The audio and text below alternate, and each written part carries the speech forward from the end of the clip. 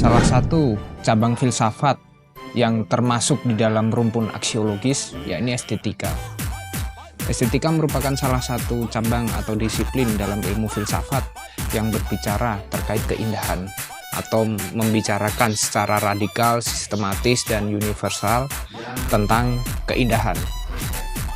Nah, secara etimologis, estetika berasal dari kata dalam bahasa Yunani, yakni aesthesis, yang berarti perasaan atau sensitivitas, karena estetika atau keindahan sendiri sangat berhubungan erat dengan perasaan ataupun sensitivitas.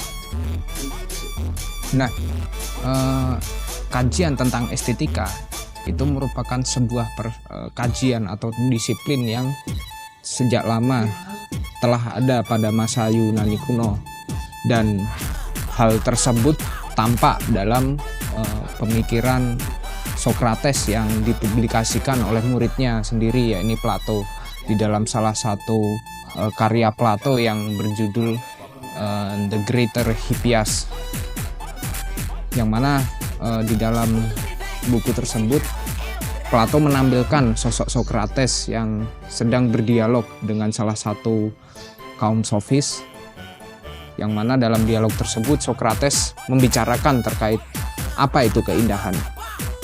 Nah, dalam buku tersebut Sokrates memandang bahwa keindahan merupakan sesuatu yang manusia tangkap atau yang kita tangkap melalui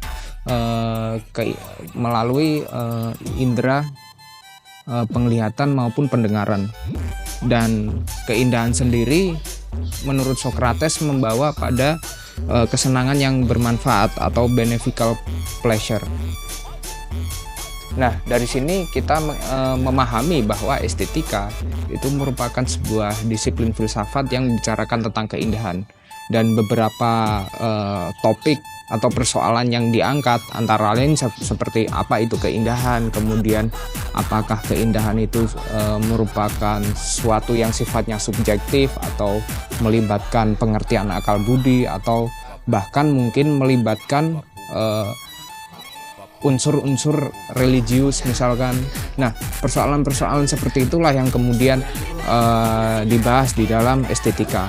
Bahkan pada masa kontemporer, ya ini yang tampak dalam pemikiran mazhab Frankfurt misalkan, berupaya untuk menghubungkan antara kajian estetika dengan kajian tentang sifat kapitalismus atau ekonomi kapitalisme lanjut, yang mana seni sendiri dipandang sebagai sesuatu yang dihasilkan oleh industri budaya atau industri culture.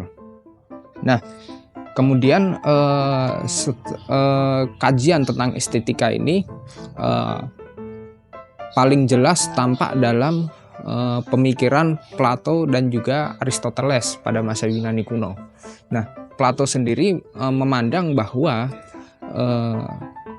karya seni atau karya seni yang tampil dalam pahatan patung, kemudian lukisan, dan berbagai macam karya seni yang lainnya, itu merupakan sebuah mimesis atau tiruan atas tiruan.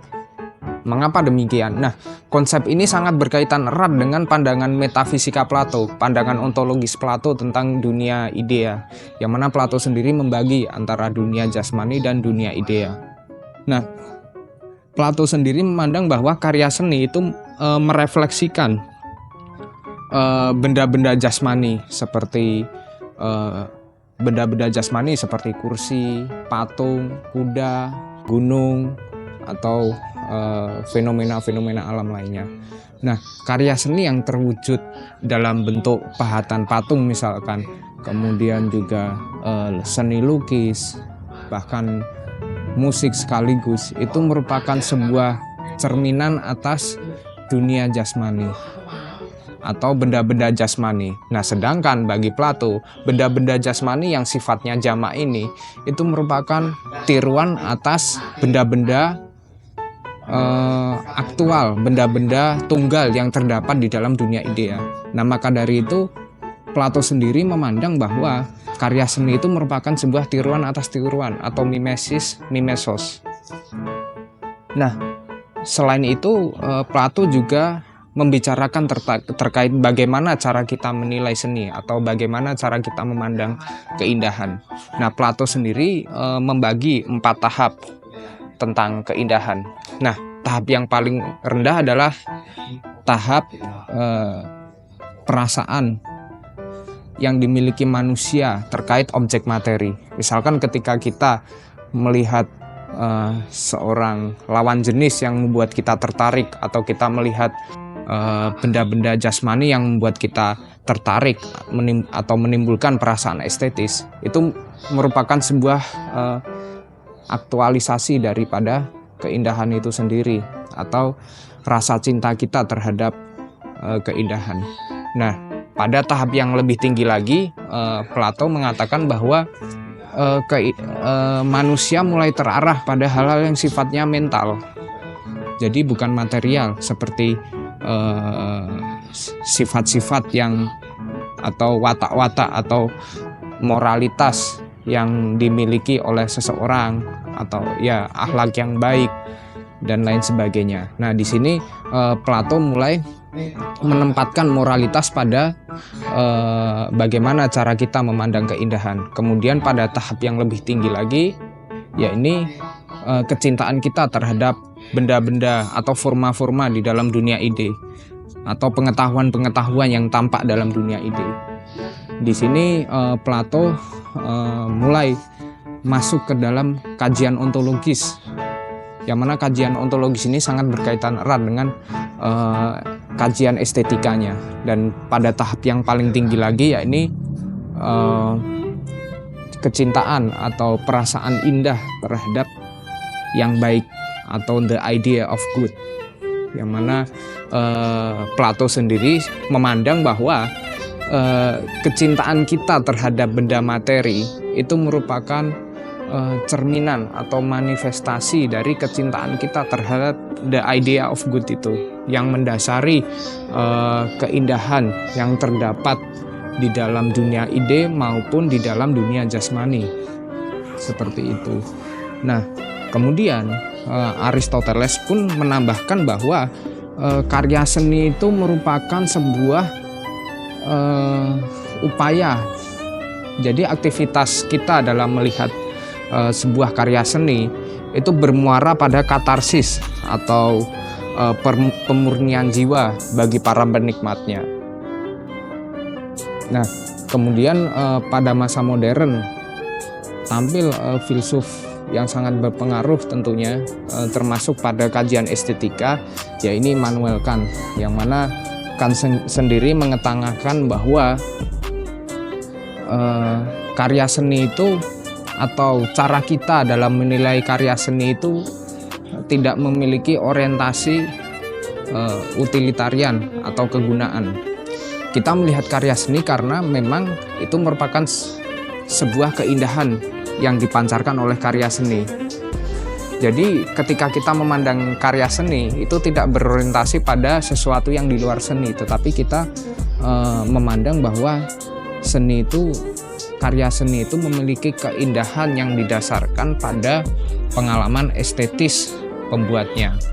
Nah, dalam hal ini Kant sendiri mengatakan bahwa estetika itu merupakan suatu hal yang sifatnya subjektif, karena penilaian tentang keindahan tersebut muncul dari perasaan individu, bukan dari suatu bingkai konseptual atau pengetahuan yang bersifat a priori yang mendasari penilaian kita atas suatu karya seni. Tetapi di sisi lain kan menganggap bahwa meskipun karya seni, penilaian kita atas karya seni itu merupakan suatu perasaan pribadi, tetapi penilaian kita bermuara atau hendak membuat bahwa seolah-olah menganggap bahwa apa yang kita nilai terhadap karya seni ini sama-sama indahnya. Jadi seolah-olah kita menganggap bahwa orang lain juga harus menganggap ini indah ketika kita berbicara suatu karya seni ini indah, seperti itu. Nah,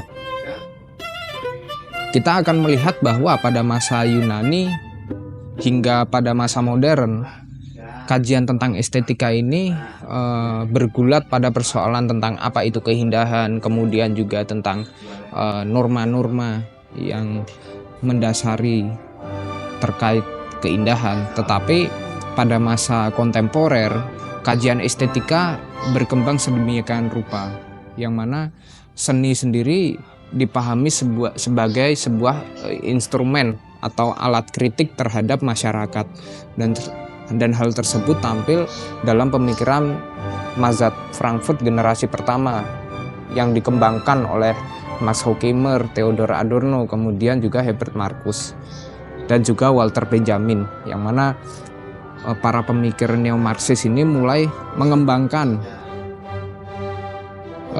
suatu hal atau gagasan-gagasan yang tidak ditampilkan oleh Karl Marx, yang mana pemikiran Karl Marx terlalu deterministis yang memandang ekonomi sebagai basis. Tetapi dalam pemikiran mazhab Frankfurt generasi pertama, seni yang mulanya dipandang sebagai unsur pada suprastruktur dalam materialisme historis Marx mulai mendapat perhatian dari para pemikir mazhab Frankfurt ini. Nah, disinilah seni mulai menjadi sasaran atau objek pemikiran filosofis dari para pemikir neo-Marxis ini. Nah, di sini Adorno mulai melihat gejala seni yang timbul dalam masyarakat kapitalisme lanjut. Di sini Adorno mulai berupaya menganalisis bagaimana karya seni atau produk-produk kesenian, produk-produk budaya yang tampil dalam film, kemudian juga lukisan, bahkan musik, itu memiliki keterkaitan erat dengan masyarakat sepat kapitalisme. Dengan kata lain, seni sendiri itu berpotensi menjadi instrumen kekuasaan daripada roda gigi kapitalisme lanjut. Akan tetapi di sini Adorno masih optimis atas seni, yang mana seni pada masyarakat kapitalisme, meskipun dia sebagai salah satu instrumen kekuasaan, tetapi seni itu bisa menjadi instrumen untuk membebaskan. Nah, di sini Adorno mulai menempatkan musik-musik atonal, musik-musik klasik atonal. Salah satunya yakni Arnold Schoenberg, yang mana musik tersebut dianggap Adorno sebagai musik yang membebaskan karena musik tersebut sangat mengganggu dari suatu tatanan masyarakat sepat kapitalismus, yang mana masyarakat sepat kapitalismus sendiri tenggelam oleh produk-produk budaya atau karya-karya seni yang telah terstandarisasi dan direproduksi kembali oleh industri budaya dalam kapitalisme lanjut. Baik, mungkin seperti itu saja kajian atau pengantar singkat atas estetika atau filsafat keindahan. Terima kasih, jangan lupa like dan subscribe channel YouTube ini. Thank you.